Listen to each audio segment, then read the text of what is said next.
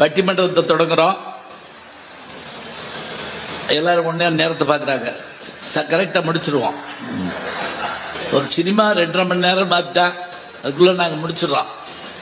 அதாவது திரை இசை பாடல்கள் இலக்கியம் ஆகுமா? முதல்ல இலக்கியம்னா என்னன்னு ஆரம்பிச்சு அது ரொம்ப நேரம் ஆக்கிடப்படாது. எல்லாருக்கும் தெரியும், ஒரு இலக்கு வைத்துக்கொண்டு அந்த இலக்கை நோக்கி மனிதனை செலுத்துவது இலக்கியம். ஞாபகம் வச்சுக்கோங்க. இப்போ உதாரணமா சிலப்பதிகாரம்னு வச்சுக்கோங்க. அதுல ஒரு இலக்கு இருக்கும். 3 விஷயத்தை சொல்லும். அரசியல் பிழைத்தோர்க்கு அறம் கூற்றாகும், உரைசால் பத்தினியை உயர்ந்தோர் ஏற்றுவர், ஊழ்வினை உறுத்து வந்து ஊட்டுதும் என்பது சூழ்வினை சிலம்பு காரணமாக நாட்டுதும் யாம் ஒரு பாட்டுடை செய்யுள் அப்படின்னு சொல்லுவாரு இளங்கோவடிகள். இது அந்த காப்பியத்தினுடைய நோக்கம். திருக்குறள் எடுத்துக்கிட்டீங்களா? மனுஷனா பிறந்தா அவன்கிட்ட அறம் இருக்கணும், அவன் பொருள் தேடணும், அதனால அவன் இன்பம் தூக்கணும். முதல்ல அறம் முக்கியமான ஒன்று என்று சொன்ன நூல் தமிழ். அறம் எது என்று கேட்டால் திருக்குறள். சரி, இப்ப நம்ம ஒரு கேள்வி வைக்கிறோம். இதெல்லாம் கொண்டு வந்து நீங்க திரை இசை பாடல் கொண்டு சேர்க்குறீங்களே அப்படின்னு கேட்பீங்க. இதுக்கு ஒரு காரணம் சொல்றேன், கேளுங்க. ஒவ்வொரு விஷயத்திலையும் ஒரு இலக்கியத்துக்கான தன்மை இருக்கும். உதாரணமா ஆரம்ப காலங்கள்ல சினிமா பேசிய போது அவங்க என்ன பண்ணாங்க தெரியுங்களா? வேற ஒண்ணும் இல்லைங்க, நம்ம புராணங்களை பூரா படமாக்குனாங்க. புராணத்தை பூரா படமாக்குனதுனால கந்த புராணத்துல வள்ளி திருமணம் தொடங்கி, வள்ளி திருமணமே 3 தடவை படமாக்கி இருக்கு. ஞாபகம் வச்சுங்க. உங்களுக்கு ஒன்று சொல்லிடுறேன், மதுரையில் பேசுறப்ப கவனமா பேசணும். ஏன் தெரியுமா? எல்லாரும் எல்லா படமும் பார்த்து வச்சிருப்பாங்க, ஒரு சினிமா விட மாட்டாங்க. நம்ம இலக்கியத்தில் தப்பு விட்டா கூட தப்பிச்சுக்கலாம், அப்புறம் போய் சாரி சொல்லிடலாம். சினிமாவில் தப்பு விடவே முடியாது.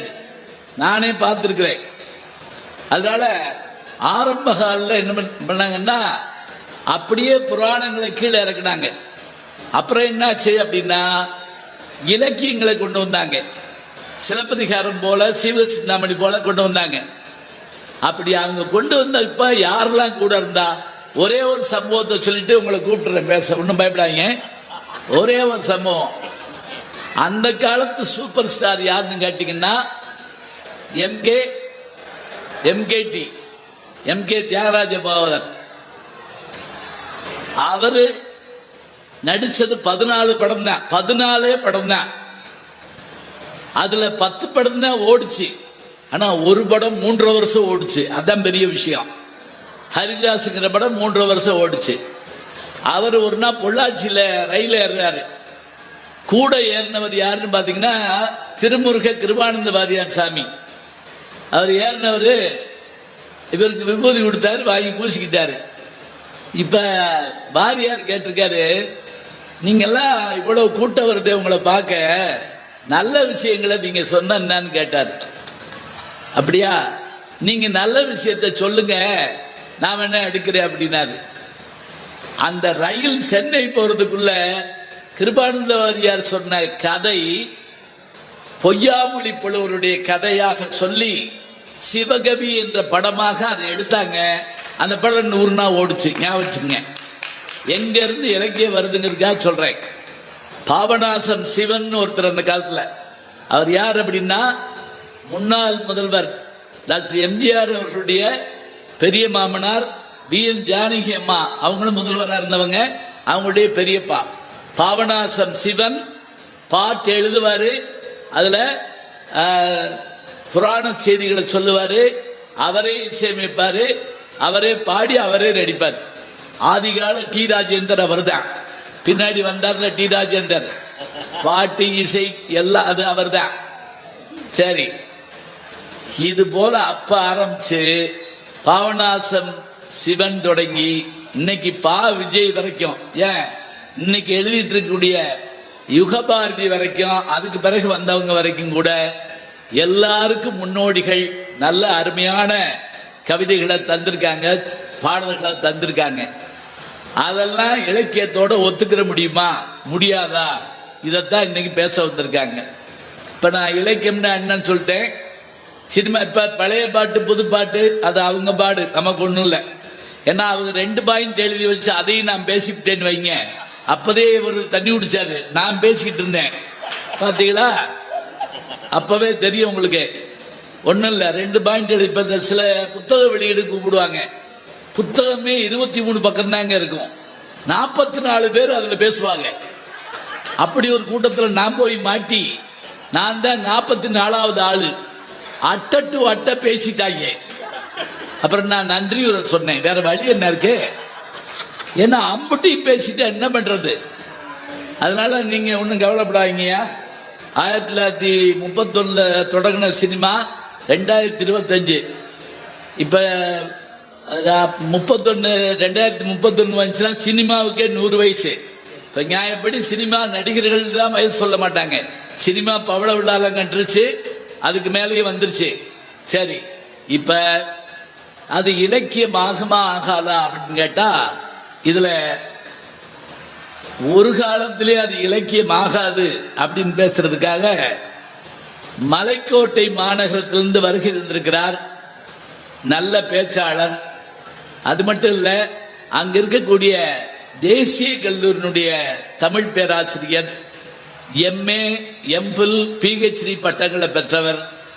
அவரு வேதாத்திரி மகரிஷியினுடைய அந்த செய்திகளை எல்லாம் எடுத்து படிச்சு வாழ்க வளமுடன் சொல்லுவாங்கல்ல, அதுல ஆராய்ச்சி பண்ணி பட்டம் பெற்றவர். சரியா சொல்றா? ஆமா. இத்தகைய வர வர வடிவேலு படம் மாதிரி ஆகி போச்சு. சரியாத்தானே பேசுறேன் அப்படின்னு கேட்டுக்கிற வேண்டியிருக்கேன். நல்ல பேராசிரியர், மிகச்சிறப்பாக பேசக்கூடியவர். இத்தகைய பெருமைகளை கொண்ட பேராசிரியர் டாக்டர் நீலகண்டன் அவர்கள் இங்கே வருகை தந்திருக்கிறார். இலக்கியம் ஆகாது, ஆமா, எடுத்த உடனே ஆகாதுன்னு பேசுங்க, வேற வழி இல்லை. அப்பதான் ஆகும்னு பேச முடியும். ஏன்னா ஆகும்னு பேசி ஆகாதுன்னு பேசினா அப்புறம் அதுல ஒரு சிக்கல் இருக்கும். அதுக்கு தான் ஐயா அடுத்து உட்கார்ந்துருக்கிறது யாருன்னா, அவர் நம்ம டீம்லயே என் கூட பல்லாண்டு காலமாக பயணம் பண்றவர். நல்லா பேசுவாரு, இனிமையா பாடுவாரு. அதுக்கு மேல அவர் சொல்றதா இருந்தா, சம்பாதிக்கிற காசுல ஒரு பகுதியை முதியோர் இல்லங்கள், அனாதை விடுதிகள், படிக்க முடியாத பிள்ளைகள், இதுக்கெல்லாம் ஓரளவுக்கு, அதுக்காக பெரிய பணக்காரர் நினைச்சிடாங்க, இருக்கிற காசை வச்சுட்டு செலவழிக்கிறார். இத்தனை பெருமைகளை கொண்ட நாஞ்சில் நாவரசு செல்லக்கண்ணன் அவர்கள் இங்க வந்திருக்கார். யாரையும் கூட கும்பிட்டுவாங்க போய். சரி சரி, இந்த 2 பேரும் சொல்லிட்டேன். இல்ல அப்படி இல்ல, அது இலக்கியம் தாங்க. அந்த 2 பேருக்கு பாடம் தெரியாது, அதனால அப்படி சொல்றாங்க. இவங்க 2 பேரும் பாடுவாங்க. இப்ப நீங்க கேட்கலாம், எதுக்கு பட்டிமன்றம் பாட்டு மன்றமாச்சு? ஆயிடுச்சு, வேற வழி கிடையாது. நியாயப்படி பார்த்தா இது இயல் தான். இசை தனியா இருக்கணும், நாடகம் தனியா இருக்கணும். இப்ப என்ன ஆகி போச்சுன்னா, இயலும் இசையும் சேர்ந்துருச்சு. நாடகம் வராம இருக்கணும், அதான் பயமா இருக்கு. ஏன்னா கொஞ்ச நேரம் நடுவர் கட்ட உம்மனாக நடிப்பார் அப்படின்னு சொன்னா நான் என்ன பண்ணுவேன்? இல்லைன்னா காவடி எடுத்து குதிப்பார் அப்படின்னு சொன்னா நான் ஒன்றும் செய்ய முடியுமா? பண்ண முடியாது. அதனால இந்த பக்கம் அதுல முதல்ல அமர்ந்திருப்பவர்கள், இலக்கியமாகும் என்று பேசுவதற்காக வந்திருப்பவர்கள், நம்முடைய திருச்செந்தூர் கல்லூரி கோவிந்தம்மாள் ஆதித்தனார் கல்லூரியினுடைய தமிழ் பேராசிரியை, படிக்கிற காலத்திலே திருவனந்தபுரத்தில் முதுகலை தமிழில் தங்கப்பதக்கம் பெற்ற ஒரு நல்ல மாணவி, இப்ப பேராசிரியராக இருக்கிறாங்க. பேராசிரியை டாக்டர் ஸ்ரீமதி தியாகராஜன் அவர்கள் இங்க வந்திருக்கிறாங்க. அதே போல அடுத்து முதல்ல பேச இருப்பவங்க அவங்க, அவர்களுடைய தந்தையார் மிகச்சிறந்த பேச்சாளர், என்னுடைய இனிய நண்பர். அவர்களும் அருமையா பேசுவாங்க, அழகா பாடுவாங்க. வணக்கத்திற்குரிய சொல்லரசி தங்க பாரதி அவர்கள் இங்க வருகை தந்திருக்கிறார். இவ்வளவுதாங்க ஆளுங்க, மொத்தம் 5 ஆள் தான். ஏன் 6 ஆள் போடுறது இல்லை அப்படின்னா, திருப்பி தண்ணி குடிக்கிறதா? சரி சரி, எதுக்கு 6 ஆள் போடுறது இல்லைன்னா, ஒரு காலத்துல டெஸ்ட் மேட்ச் எல்லாம் பார்த்துக்கிட்டு இருந்தோம். அப்புறம் என்னாச்சு, 2020 மேட்ச் வந்துருச்சு. இனி ஒரு காலத்துல என்ன வரலாம், ஒரு பந்து ஒரு ரன் போதும், அவ்வளவுதான். அது கூட வேண்டாமா, டாஸ்ல ஜெயிச்சவன் போ வீட்டுக்கு அப்படின்னு. முந்தையெல்லாம் கிரிக்கெட் பார்த்துக்கிட்டு இருக்கப்ப அந்த டிவி முன்னாடி உட்கார்ந்து கிரிக்கெட்டே தெரியாத ஆளுக்கு பார்க்கும், அது நல்லா இருக்கும். அதில் நான் எங்கள் ஊரில் ஒரு தடவை பார்த்தேன். சாயங்காலம் ஹைலைட்ஸ் போடுவாங்க, பார்த்துருக்கீங்களா? காலையில் விளையாட்ட ஹைலைட்ஸு. அதில் ஒரு ஆள் என்கிட்ட சொன்னார், இதுலையாவது ஜெயிக்கிறாங்களான்னு பார்ப்போம். எப்படி பாருங்க, நல்லா இருக்கும் அது. அதை காட்டிலும் 3 வயசு தாங்க இருக்கும், அவங்க கிரிக்கெட் பார்த்துட்டு பேசுவாங்க. என் லைஃப்ல எப்படி ஒரு விளையாட்டை பார்த்ததில்ல அப்படிங்கிற அவர்கிட்ட. அவன் லைஃபே 3 வயசு தான். எல்லாம் பேச பழகிருக்காங்க. இந்தியெல்லாம் ரேடியோ வாங்கின புதுசுல எங்க வீட்டில் எங்க அப்பா ரேடியோ வாங்கிட்டு வர்றப்ப அந்த தெருவே நின்று பார்த்துச்சு. எங்க அம்மா ஆரத்தி எடுத்து அதுக்கு பொட்டெல்லாம் வச்சாங்க. அதுக்கு இதெல்லாம் மஃப்ளர்லாம் பொத்தி, ஒரு பயம் தொடக்கூடாது. அது சின்ன பையன் மாதிரி தெரியாம தொட்டோம்னா குடும்பமே ஷிஃப்ட் போட்டு அடிப்பாங்க. இது அன்னைக்கு ஏன்னா வாங்கின பொருள் அரிய பொருள், அது தொடக்கூடாது. இன்னைக்கு எங்க வீட்டில் டிவி, டெக்கு, சிஸ்டம் எல்லாம் வச்சிருக்கோம். என் பேரன் பேத்தி என்னை தொட விட மாட்டேங்கிறாங்க. வைரஸ் வந்துடும் அப்படின்றா. என்னைய வைரஸ் கண்டுபிடிச்சிருக்கான் பாருங்க. நான் அன்னைக்கும் தொட முடியல எங்க அப்பா வச்சு, இன்னைக்கும் தொட முடியல என் பேரம்பேத்தியை வச்சு. நடுவில் பிறந்து விட்டோம்ங்க, முன்னும் இல்லாம பின்னும் இல்லாம பிறந்துட்டோம். இருக்கட்டும், பரவாயில்ல.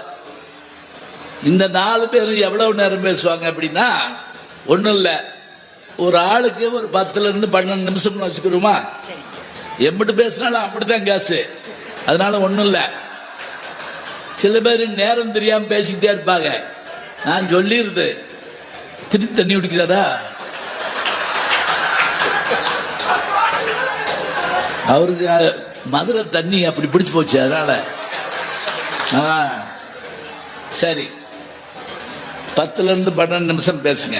சரி, பேச வேண்டியது அவர்கள் கடமை, நேரத்தை பார்த்து பண்ணி அடிக்க வேண்டியது என்னுடைய கடமை. உங்க கடமை கைதட்டலாம், சிரிக்கலாம். நல்லா கைதட்டுங்க பார்ப்போம். இந்த நேரம் பார்த்து கேமராவை லேசா திருப்பி எடுத்துருங்க தம்பி. யூடியூப்புக்கு எடுத்தாலும் சரி, வேற இப்போ லைட் நல்லா வருது, படிச்சுன்னா இல்லையா? சரி, நல்லா கைதட்டுங்க, எடுத்து வச்சுக்கிடுவோம். வந்துருச்சா? அந்த திரும்பி பாருங்க. ரைட், பிரமாதம். இப்பதான் திருச்சி கைதட்டுறீங்க. உங்க பக்கம் கேமரா வரவும் இருக்கட்டும். இது எதுக்குன்னா, இந்த பட்டிமன்றம் போடுறப்ப நடுவில் உங்களை காட்டுறப்ப நீங்க கை தட்டி சிரிப்பீங்க. எதுக்குன்னு தெரியாது. பார்க்கிறவங்க என்னென்ன பாங்கன்னா, சிரிக்க பேசிருக்காங்க போட்டிருக்கு. அதுக்கு பதிலாக நீங்க சோகமா உட்கார்ந்து இருந்தீங்கன்னு வைங்களேன், நல்ல வேலைடா போல, ஒரு 4-5 பேர் கொன்றுப்பாங்க போல சாமி எப்படின்னு. அதனால ஒன்றும் இல்லைங்க, நல்ல விஷயங்கள் எல்லாம் பேச இருக்கிறாங்க.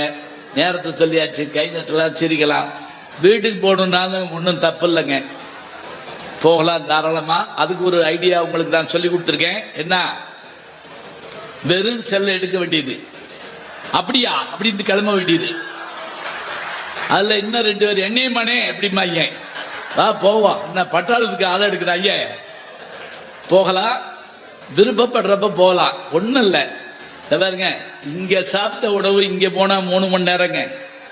இங்க கேட்கிற செய்தி நம்ம மனதுக்குள்ளேயோ நம்ம அறிவுக்குள்ளேயோ போனா சாகுற வரைக்கும் மறக்க கூடாது. செல்வத்துள் செல்வம் என்ன, நான் இப்படி பெருசா மதுரையை பற்றி சொல்லி வச்சிருக்கேன். செல்வத்துள் செல்வம் போடுற சத்தத்துல என்னமோ ஏதாவது ஓடியாரு 4 பேரு. இப்படித்தாங்க பள்ளிக்கூடம்லாம் இருந்துச்சு தெரியுமா உங்களுக்கு? ஒரு பள்ளிக்கூடத்தை கடந்தோம்னா ஒருத்தர் சொல்லுவான், எல்லாரும் திருப்பி சொல்லுவாங்க, ஓதாமல் ஒரு நாளும் இருக்க வேண்டாம், ஒருவரையும் பொல்லாங்கு சொல்ல வேண்டாம், மாதாவை ஒரு நாளும் மறக்க, இதெல்லாம் சொல்லி கொடுப்பாங்க, காதல கேட்போம். அதுபோல செல்வத்துள் செல்வம். ஏன் தெரியுமா? செல்வம் செல்வத்துள் எல்லாம் தலைனா மற்ற செல்வங்கள் வரையலாங்க.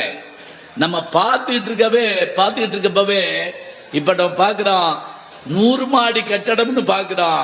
அது மின்னல் வேகத்தில் அதுல ஏதாவது ஆகி அப்படி இடிஞ்சு விழுகிறத பாக்குறோம். அப்படியே பயந்து உட்கார்ந்துருக்கோம். கண்ணுக்கு எதிரே மெய், வாய், கண், மூக்கு, செவி. இதுல செவிக்கு முக்கியத்துவம் என்ன? மெய், உடம்புல போடுற சட்டை கிழிஞ்சு போலாம், சாப்பிட்ட உணவு தெரிச்சு போலாம், பார்த்த காட்சி மாறி போலாம், நுகர்ந்த வாசனை கூட மறந்து போகலாம், கேட்ட கல்வி மறக்கவே கூடாது ஒரு நாளும். அதனாலதான் கர்ணன் தன்னுடைய ஜாதியை மறைச்சு பரசுராமர்கிட்ட போய் பாடம் கேட்ட போது அவர் என்ன தண்டனை கொடுத்தார் தெரியுமா? டேய், நீ தெரிஞ்சோ தெரியாமல படிக்க வந்துட்ட, பரவாயில்ல, உனக்கு வேற சாபம் கொடுக்கல, நீ படிச்ச பாடம் மறந்து ஓட்டுட்டாருங்க. அதனாலதான் இன்னைக்கு வரைக்கும் நம்ம எக்ஸாம் போறவனுக்கு பூரா மறந்து போதில்ல, அது அவர் கொடுத்த சாபம் தான். அது இருக்கட்டாப்ப. அதனால நல்லா உட்கார்ந்து கேளுங்க. திரை இசை பாடல்கள் இலக்கியம் ஆகுமா ஆகாதான்னு கேட்டு ஆகாது என்று பேசுமாறு நம்முடைய நீலகண்டன் அவர்கள் பேராசிரியர்களை அன்போடு அழைத்து முதல் சுற்று பேச்சை நிறைவு செய்கிறேன். நன்றி, வணக்கம். வணங்குதலுக்கும் போற்றுதலுக்கும் உரிய நகைச்சுவை சக்கரவர்த்தி நடுவர் பெருந்தகை அவர்களே, வாதிட வந்திருக்கிற இலக்கிய வழக்கறிஞர்களே, என் எதிரே அமர்ந்திருக்கிற தமிழ் தொப்புள் கொடி உறவுகளே, உங்கள் அத்துணை பேரையும் வணங்கி மகிழ்கிறேன்.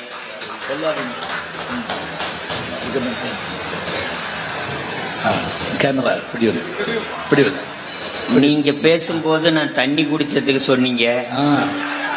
நான் பேசும்போது பலகாரம்லாம் கொடுக்குறாங்க. பலகாரம் நடுவர் அவர்களே, பிரியாணியும் வரும், ஆனா அவர் செய்வோம், அதனால நான் சாப்பிடலையா, நீங்க வாங்க. நல்லதுயா. என் மன உணர்வுகளை புரிந்து கொண்ட நடுவர் அவர்களை வணங்குகிறேன். அவரு நீங்க கொடுத்து வச்சது அவ்வளவுதான், நான் என்ன பண்றது? நீங்க பேசாம இருந்துக்கலாம், 1.5 பாட்டில் தண்ணியை குடிச்சு வயிறு நிரப்பிட்டீங்க. ஐயா இருக்கியா, வாங்க. இருட்டியா, யாரையும் நான் வர வரைக்கும் சாப்பிட விட்டுறாதீங்க, நான் பாத்துக்கிறேன். இதெல்லாம் நடுவர் வேலையாங்காதீங்க. நடுவருக்கு இது பாருங்க என்னென்ன பொறுப்பு கொடுக்குறாங்கன்னு.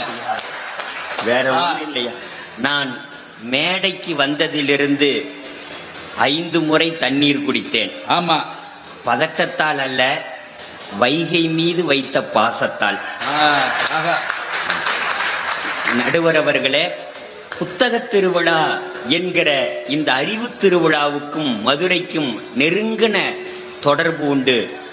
என் பார்வையில் சொல்கிறேன், புத்தகத்துக்கும் நடுவர் அவர்களுக்கும் இடையே ஒரு ஞான சம்பந்தம் உண்டு. புத்தகத்துக்கும் நடுவர் ஐயாவுக்கும் இடையே ஞான சம்பந்தம் உண்டு. தமிழ் இனத்தின் காலடி கீழடி. நீங்கள் கொடுத்து வைத்தவர்கள் கீழடியின் காலடியிலேயே இருக்கிறீர்கள். உங்கள் திருவடிகளை நான் நெஞ்சார வணங்குகிறேன். இலக்கியம் அது வைகை தண்ணி குடிச்சிருக்காருல, பேச்சு எப்படி வருது பாருங்க. நீங்க விட்டுருந்தீங்கன்னா இன்னும் கூட குடிச்சிருந்திருப்பேன். கார் எடுத்து வருவாங்களா திருச்சிலிருந்து? இல்லைங்க, எங்க ஊருக்கு பைப்பு போட்டு விட்டுருங்கய்யா. நடுவர் அவர்களே, இந்த உலகத்துல ஒருபோதும் திரை இசை பாடல்கள் இலக்கியம் ஆகாது என்பது என்னுடைய வாதம். நான் சொல்றேன், என் மனதின் ஆழத்திலிருந்து சொல்லுகிறேன். புத்தகங்கள் மட்டும் இல்லாமல் இருந்திருந்தால் நானெல்லாம் பைத்தியமாயிருப்பேன். இப்ப மட்டும் என்னங்காதீங்க. அத அப்படியே மனச படம் முடிச்சு காட்டுறாருங்க. சொல்ல வாயெடுத்தம்ன்றாங்க சில பேரு, டக்குன்னு சொல்லிவிட்டாரு. அவரு மனச படம் முடிச்சு காட்டுறேன்னு அவங்க நினைச்சாங்களோ என்னமோ நீங்க சொல்லிட்டீங்க. புத்தகங்கள் மட்டும் இல்லாமல் இருந்திருந்தால் நான் பைத்தியமாயிருப்பேன். நல்ல வேளை புத்தகங்கள் மீது பைத்தியமானேன் என்று ஒரு பேரறிஞன் சொன்னான் அப்படின்னு சொல்லல. இதை நான் தான் சொன்னேன். ஏன்னா இப்பெல்லாம் நம்ம சொன்னா நான் தான் சொன்னேன், இது என் சொந்த கருத்துன்னு சொல்ல வேண்டியதா இருக்கு. கவிஞர் நான் முத்துக்குமார் எழுதுவார், சாப்பிடும் போதும் புத்தகம் படிக்காதே, ருசி தெரியாது என்பார்கள். நானும் சாப்பிடும் போதும் புத்தகம் படிப்பேன், ருசி தெரிவதற்காக என்று நான் முத்துக்குமார் சொல்வார். இது அவர் சொன்னதுங்க, இது அவர் சொன்னது. நடுவர் அவர்களே, நீங்கள் திருமுருக கிருபானந்த வாரியார் சுவாமிகளை சொன்னீர்கள். பழனி ஈசான சிவாச்சாரியார் என்று ஒரு நண்பர் அவருக்கு திருமுருக கிருபானந்த வாரியார் சுவாமிகளிடம் ஒரு புத்தகத்தை கொடுத்தார். இரவு கூட்டம் முடிந்ததற்கு பிறகு அந்த நூலை வாசித்து விட்ட சுவாமிகள் அதிகாலை அடுத்த நாள் காலையில் தான் அணிந்திருந்த தங்க ருத்ராட்ச மாலையை கழட்டி காங்கேயநல்லூர் முருகப்பெருமான் கோயிலுக்கு கொடுத்து விட்டார். ஒரு துறவியை மேலும் துறவி ஆக்கியது அன்று இரவு அவர் படித்த புத்தகம்தான். அப்படி என்ன புத்தகத்தை வாரியார் சுவாமிகள் படித்தார் என்றார். டால்ஸ்டாய் எழுதிய நாம் செய்வது என்ன என்கிற புத்தகம்தான் ஒரு துறவியை மேலும் துறவி ஆக்கியது. நடுவர் அவர்களே, இந்த பாருங்க, இது மொழிபெயர்ப்பு வந்திருக்கு, போறப்போ வாங்கிட்டு போகணும். லியோ டால்ஸ்டாய் காந்தியடிகளுக்கு குரு, ஞாபகம் வச்சுக்கங்க. லியோ டால்ஸ்டாய், நான் ரஷ்யா போயிருந்தப்ப, நம்பணும் வேற வழி கிடையாது, நான் ரஷ்யா போயிருந்தப்ப அந்த டால்ஸ்டாய் பண்ணைக்கு போயிட்டு வந்தேன் நான். அப்ப பாருங்க, அந்த புத்தகம் அந்த துறவியை மேலும் துறவி ஆக்கிட்டு. அதான் அவர் எழுதின அந்த புத்துயிர்ப்புங்கிற அந்த இதெல்லாம் படிச்சு பார்த்தீங்கன்னா அவ்வளவு அருமையா இருக்கும். நடுவர் அவர்களே, எழுத்தாளர் ஜெயகாந்தன் ஆகச்சிறந்த சிறுகதை எழுத்தாளர், நீங்கள் அறியாமல் இல்லை. ஜெயகாந்தன் அவர்களிடம் கேட்கிறார்கள், நீங்கள் ஆச்சரியப்பட்ட, நீங்கள் அண்ணாந்து பார்க்கிற, வியந்து பார்க்கிற உலகத்தின் தலை சிறந்த சிறுகதை ஆசிரியர் யார் என்று கேட்கிறார்கள். இப்ப ஜெயகாந்தன் இப்படி கூட சொல்லியிருக்கலாம் இல்லைங்களா? அவர் படிக்காத மொழிகள் இல்லை ஜெயகாந்தன். அவர் சொல்லி இருக்கலாம் ஆண்டன் செகாவத் அப்படின்னு சொல்லி இருக்கலாம், மேல்நாட்டு இலக்கிய கர்த்தாக்களை கூட சொல்லி இருக்கலாம். ஆனால் எழுத்தாளர் ஜெயகாந்தன் சொன்ன பதில், எனக்கு தெரிய உலகத்தின் தலை சிறந்த சிறுகதை ஆசிரியர் பகவான் ராமகிருஷ்ண பரமஹம்சர் என்று சொன்னார். ஆச்சரியம் சார். ஏன்னா பகவான் ராமகிருஷ்ண பரமஹம்சர் ஒரு வாக்கியத்துல ஒரு செய்தி சொன்னாலும் அதுல ஒரு சிறுகதையாத்தான் சொல்லுவாரு. நான் இப்படி யோசிக்கிறேன், என் மதுரை வாழ் தமிழ் மக்களே, ஒரு துறவியை டால்ஸ்டாய் புத்தகம் மாற்றியதும், ஒரு பொது உடைமை சித்தாந்தியை ஒரு துறவியினுடைய புத்தகம் மாற்றியதும், மாற்று சிந்தனை உள்ளவர்களை கூட தன்பால் ஈர்க்கிற பெருமை இலக்கியங்களுக்குத்தான் உண்டு. இதே மதுரையில் உலகத்தமிழ் மாநாடு நடக்கிறது. பேராசிரியர்களுக்கும் பொழிவாளர்களுக்கும் சங்க இலக்கியத்தின் மாண்பு என்று தலைப்பு தந்திருக்கிறார்கள். ஆனால் உலகத்தமிழ் மாநாட்டில் பேசுகிறோம் என்று மாதக்கணக்கில் தயார் செய்து வந்தவர்களுக்கு மேடையில் வந்ததும் நேரம் குறைக்கப்படுகிறது. 5 மணித்துளி 2 மணித்துளி ஆனது. மேடைக்கு வருகிறார் ஒரு பேராசிரியர். எனக்கு சங்க இலக்கியத்தின் மாண்பை பற்றி பேசுவதற்கு 2 மணித்துளிகள் தேவையில்லை, 1 மணித்துளி போதும். இந்த உலகத்தமிழ் மாநாட்டுக்கு வந்தவர்கள் ஊருக்கு போனால் உங்களுக்கு உலகத்தமிழ் மாநாடு என்ன சொல்லி கொடுத்தது என்று கேட்டால் நீங்கள் எதையும் சொல்ல வேண்டாம். சங்க இலக்கியத்தின் மாண்பு இதோ மாநாட்டு பந்தலில் எழுதப்பட்டிருக்கிற பதாக இருக்கிறதே, யாதும் ஊர் என்றால் யாதும் ஊரே என்று சொல்லுங்கள். யாவரும் கேளீர் என்றால் யாவரும் கேளீர் என்று சொல்லுங்கள். இதுதான் சங்க இலக்கிய மாண்பு. வாய்ப்புக்கு நன்றி அப்படின்ட்டு அவரு உட்காண்டார். நான் இல்ல நீங்க என்ன திரைசை பாடல ஆகாதுன்னு இன்னும் வள்ளிய வரங்க. நீங்க இந்த மாப்பிள்ளை விநாயகர் தேட்டர்ல இங்கிலீஷ் படம் 5 ரீல இருக்கும், ட்ரைலர் 13 ரீல் போடுவாங்க. நான் பார்த்திருக்கேன். இடைவெளியில ஒரு 13 படம் போட்டு மூலப்படம் எதுன்னு மறந்து போயிடும். நடுவர் அவர்களே, அப்படி மணித்துளி பேச்சு, மணியான பேச்சு என்று அடுத்த நாள் தினமணி பத்திரிகையில் வந்தது. அவர் மதுரை இளங்குமரனார் என்கிற பேராசிரியர் என்பதை நீங்கள் அறிவீர்கள்.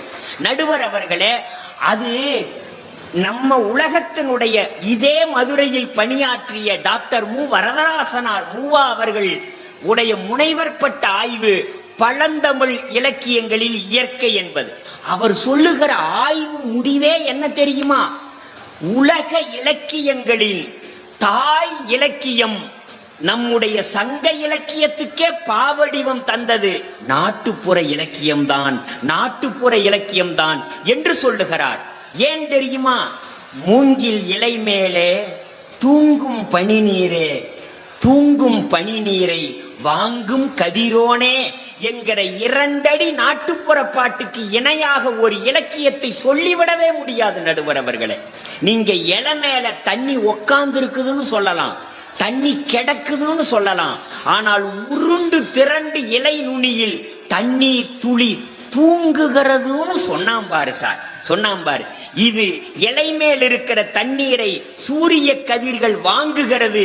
ஒரு விதத்தில் இலை தன் துளியை மகளை தாரை வார்த்து கொடுக்கிறது. சூரியன் சுயம்வரம் நடத்தி கட்டிக்கொள்கிறான் என்கிற வாசகத்துக்கு இணையாக ஒரு திரைப்பட பாடலை உங்களால் சொல்ல முடியுமா நடுவர் அவர்களே? தெம்மாங்கு பாட்டுக்காரனினுடைய பாட்டில் வியர்வையின் பிசுபிசுப்பு இருக்கும்.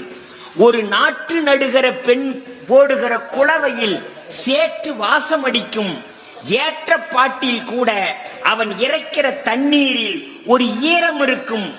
ஏற்பாட்டில் கூட உழுகிற புழுதியினுடைய வாசம் அடிக்கும்.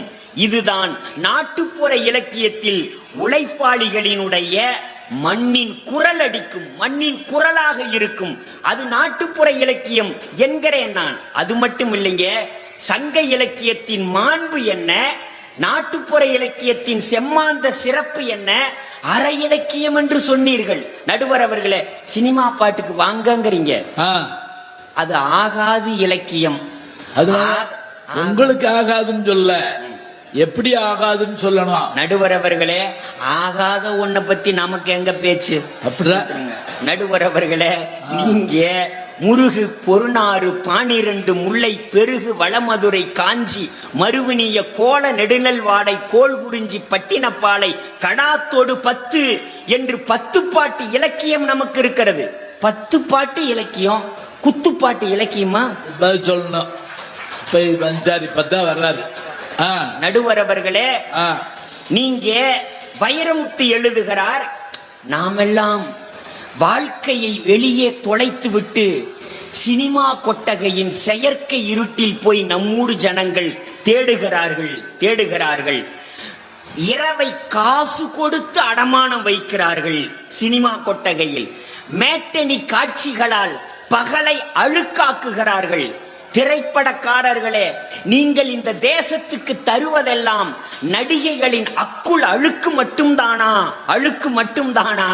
அது மட்டுமல்ல, சினிமா என்கிற அந்த கலாபம், அந்த மயில் தோகை விரித்து ஆடி நமக்கு இளைப்பாறலை நிழல் தரும் என்று நினைத்திருந்தோம். ஆனால் அது நம்முடைய பொழுதுகள் மீது எச்சமிட்டு விட்டு சென்று விட்டது. அது மட்டுமல்ல, இந்த சினிமா என்பது இனி திருத்தவில்லை என்றால் அந்த திரைச்சுருளை, வாழ்க்கையின் சுருளை, அதை தீக்குச்சிக்கு தின்ன கொடுப்போம் என்று வைரமுத்து எழுதுகிறார். அது மட்டுமல்ல சார், நீங்க திரைப்படத்தினுடைய வரலாறே சொன்னீங்க. கவிஞர் வாலி எழுதுகிறார், அவதார புருஷன் என்கிற ஒரு நூலில் வாலி எழுதுகிறார், அரிதாரங்களை பாடி பாடி அழுத்து போன நான் ஒரு அவதாரத்தை பாட வந்திருக்கிறேன் என்று இலக்கியத்தில் தான் சொன்னார். அரிதாரங்களை பாடி பாடி அழுத்து போன நான் ஒரு அவதாரத்தை பாட வந்திருக்கிறேன். அது மட்டுமல்ல, ஒப்புக்கு பாட்டெழுதிய நான், தப்புக்கு பாட்டெழுதிய நான், தமிழ் போட்ட உப்புக்கு பாட்டெழுதுகிறேன் என்று ஒரு இலக்கியம் எழுதிய போதுதான் வாக்குமூலம் தந்தார். அது மட்டுமல்ல, இந்த உலகத்தில் ஒரு காலத்துல பாட்டுக்கு மெட்டு போட்டாங்க, ஒரு காலத்துல மெட்டுக்கு பாட்டு எழுதுனாங்க. மெட்டுக்கு பாட்டா பாட்டுக்கு மெட்டான்னு கேட்டாங்க கவிஞர் வாலி அவர்கள் கிட்ட. அவர் சொன்னாரு, மெட்டுக்கு பாட்டு பாட்டுக்கு மெட்டு இல்ல, துட்டுக்கு தான் பாட்டுட்டார். அவரே வாக்குமூலம் தண்டாரு. தமிழ் இனத்தின் மீது இருந்த 2 களங்கம், ஒன்று பிறன்மனை நயத்தல், கள் குடித்தல். இந்த தமிழ் இனத்தின் மீது இருக்கிற இந்த கரையை கழுவுவதில் வள்ளுவர் யோசித்திருக்கிறார். சங்க இலக்கியம் நமக்கு பொது பாடம். சங்க இலக்கியம் தமிழனுக்கு பாடம் என்றால் திருக்குறள் தான் நம்முடைய சிறப்பு பாடம். அந்த 2 அடியில் அடிச்சாதாங்க அழுக்கு போகும். வள்ளுவன் தமிழ் இனத்தின் மீது இருந்த களங்கத்தை, அழுக்கை துவைப்பதற்கு 2 அடி அடிச்சாங்க. பிறன்மனை, நயவாமை, கள்ளுண்ணாமை என்கிற அதிகாரத்தை ஓலைச்சுவடியில் எழுதினாம் பாருங்க. பனை மரத்திலிருந்து கிடைக்கிற ஓலையிலேயே பனைமரத்திலிருந்து இறக்குகிற கல்லுண்ணாமைன்னு எழுதுறான, அது இலக்கியம் என்று சொல்லுகிறேன். நடுவர் அவர்களே, திருக்குறளை ஆங்கிலத்தில் மொழிபெயர்த்தார் எல்லீஸ் பாதிரியார். எனக்கு மட்டும் திருவாசகம் முன்பே கிடைத்திருந்தால் நான் லண்டனில் இருந்து தமிழ்நாட்டுக்கு வந்தபோதே சைவனாகவே வந்திருப்பேன் என்று ஜி.யு. போப் சொல்கிறார். திருவாசகத்தை மொழிபெயர்த்தவர் ஜி.யு. போப். திருவாசகத்தை ஈர்த்தது அவருடைய நெஞ்சை, போன் மெல்ட் லிட்ரேச்சர் என்று சொன்னாரே. அது மட்டுமல்ல, தேவ மகனை பாட வந்த கால்டுவெல் திராவிட மொழிகளின் ஒப்பிலக்கணத்தை பாடினார். வேத ஆகமத்தை பரப்ப வந்த போப் திருவாசகத்தை பரப்பினார். ஏன் தெரியுமா? அந்த இலக்கியத்தினுடைய இருப்பு, அதுதான் உயர்வு. இப்படி சொல்லி முடிக்கிறேன். திரை என்கிற சொல்லுக்கு துணி என்று ஒரு பொருள். திரை பாடல்கள் இலக்கியம் அல்ல, அது இலக்கியத்துக்கே போடப்பட்ட திரை. இலக்கியத்துக்கே போடப்பட்ட திரை. திரை என்றால் அலை என்று ஒரு பொருள். அந்த அலை அமைதி இல்லாமல் ஒலித்து கொண்டே இருக்கும். இலக்கியம் ஆழ்கடல் அமைதி. இலக்கியத்திலிருந்து தான் முத்துக்கள் கிடைக்கும். அந்த திரை அலையிலிருந்து நொங்கும் நுரையும் அழுக்குகளும் தான் கிடைக்கும். எனவே நடுவர் அவர்களே, ஒருபோதும் திரை இசை பாடல் நமக்கு இலக்கியம் ஆகாது என்று சொல்லி முதல் சுற்று வாதத்தை நிறைவு செய்கிறேன். நன்றி, வணக்கம்.